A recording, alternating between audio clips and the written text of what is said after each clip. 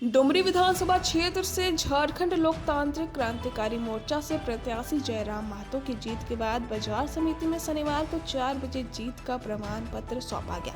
डुमरी विधानसभा के निर्वाची पदाधिकारी सह एसडीओ परवेज आलम ने जयराम महतो को जीत का प्रमाण पत्र दिया। वहीं कार्यकर्ताओं ने ब्रजगृह के बाहर जीत का जश्न मनाया। समर्थकों ने खूब नारेबाजी और आतिशबाजी किया। इस मौके पर समर्थकों ने जयराम महतो को कंधे पर बैठाकर खुशियां मनाई। जयराम महतो ने अपने चिर प्रतिद्वंदी दूसरे नंबर पर रही पूर्व मंत्री बेबी देवी को पराजित किया है। वहीं एनडीए से आजसू प्रत्याशी यशोदा देवी तीसरे स्थान पर है। जयराम महतो की जीत के बाद डुमरी विधानसभा में लंबे समय के बाद बड़ा बदलाव हुआ है। 4 बार लगातार बेबी देवी के पति और पूर्व शिक्षा मंत्री स्वर्गीय जगन्नाथ महतो डुमरी से विधायक रह चुके। डुमरी विधानसभा क्षेत्र से जयराम महतो की जीत के बाद युवा काफी उत्साहित है। सीटों पर चुनाव लड़े और सिर्फ जो है सो आप चुनाव जीते, क्या कहना है आपका? ये कैमरा राज्यवासियों का शुक्रिया, आभार। जो भी जनादेश मिला है, जो भी हमें समर्थन मिला है, उसका धन्यवाद करते हैं। तमाम मीडिया हाउस से संबंधित साथियों का शुक्रिया, तमाम सुरक्षाकर्मी जो चुनाव के दौरान तैनात रहे उनका शुक्रिया, तमाम हमारे पार्टी के सभी साथी उनका शुक्रिया। और देखिए, मैं यही कहना चाहूँगा कि आज जयराम महतो की जीत के साथ झारखंड राज्य में हजारों युवाओं को एक रास्ता मिला। वे अपने आंखों में एक सपना सजाएंगे। जयराम महतो एक साधारण मिट्टी से निकल कर आया बेटा, अगर विधानसभा तक जा सकता है तो वे भी जाएंगे। हाँ, ये बात रही कि हम लोगों ने कुछ बात मैं आपको कहना चाहूँगा। मैं 29 साल की उम्र में विधायक बना हूँ। मुझे मेरे विधायक बनने से लाखों लोगों को खुशी है, लेकिन इंटरनली अगर मेरे अंदर कोई विशेष भाव उत्पन्न नहीं हुआ है। क्योंकि मैंने इन 3 सालों में जनता के दुख दर्द तकलीफ को इतना देखा है कि मेरे अंदर जो कुछ भाव होते हैं, उन भाव को भी मैं समझ नहीं पा रहा हूँ कि विधायक बनने की एक ललक होती है। और जहाँ तक आपने जो कहा, हमें लगता है कि अगर समय मिलता, क्योंकि मेरा मानना है, देखिए आज चंदन क्यारी हम लोगों ने अमर बावरी को पछाड़ा, ठीक है, हम लोग दूसरे स्थान पर रहे।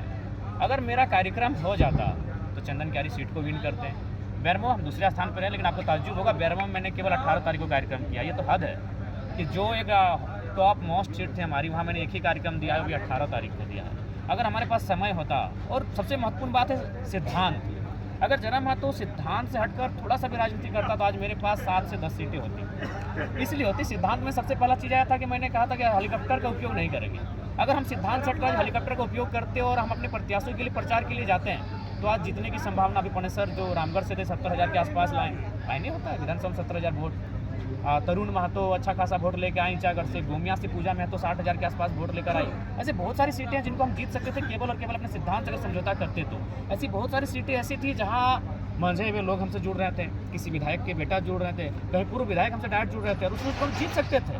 लेकिन हमने सिद्धांत को कहा कि हम लोग तो एक नई, हमारा मकसद सत्ता नहीं है, हमारा मकसद सिद्धांत है, हमारा मकसद परिवर्तन है। तो अगर जयराम महतो लीग से हटकर, सिद्धांत से हटकर अगर सत्ता के लिए राजनीति करता तो आज हम शायद सत्ता में होते हैं। क्योंकि अगर हम जितना बेहतर होते हैं उतना ये असेंबली होता, हंग असेंबली होता, और किसी के पास मेजोरिटी नहीं बन पाती। तो ये चीज़ें रही। अब जयराम महतो सत्ता पक्ष की राजनीति करेंगे या विपक्ष की भूमिका निभाएंगे? चूँकि जेएमएम कांग्रेस को प्रचंड बहुमत मिला है, 55 सीट मिला है, आप सिंगल जीते हैं, 25 इंडिया गठबंधन है, इंडिया गठबंधन है। तो मोदी का हम चमचा है क्या कि हम इंडी बोलेंगे? इंडिया तो इंडी का है, बोलेंगे एनडीए को इंडिया बोल रहे हैं, आप गलत ही बोल रहे हैं। मोदी के चमचा इंडी बोल रहा है, इंडी बोल रहा है। मेरा ये कहना कि आप सत्ता पक्ष की राजनीति करेंगे या विपक्ष की राजनीति करेंगे? आप अभी जेएमएम को समर्थन देंगे सरकार को, या जो है विपक्ष की भूमिका निभाएंगे? देखिए, ये तो उनकी पॉलिसी पे डिपेंड करता है। जेएमएम जो पॉलिसी लेकर आएगी सदन में, अगर वो पॉलिसी राज्य के लिए कल्याणकारी होगी, अगर वो पॉलिसी राज्य के लिए हितकारी होगी तो समर्थन देंगे। लेकिन राज्य के लिए अगर हितकारी नहीं होगी तो निसंदेह सड़क से लेकर सदन तक अपनी आवाज़ को बुलंद करेंगे, हम सदन में भी उनका विरोध करेंगे। तो ये डिपेंड करता है कि सरकार जो पॉलिसी लेके आती है और उस पॉलिसी को जनता का क्या फीडबैक मिलता है। क्योंकि हम लोग जनता की आवाज़ बन के सदन में जा रहे हैं, तो उस हिसाब से सरकार की नीतियों का समर्थन देना या ना देना उनकी नीतियाँ तय करेंगी।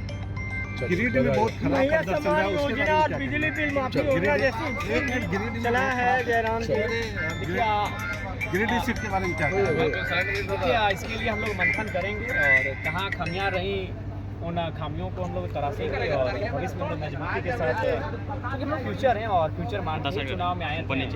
और आशा करते हैं कि भविष्य जेएलके के साथ झारखंड का बेहतर होगा। अभी आप विपक्ष में बैठने की योजना बना रहे हैं। हाँ, निसंदेह जो जनता का जो जनादेश है तो पक्षी और ही हम लोग जाएंगे।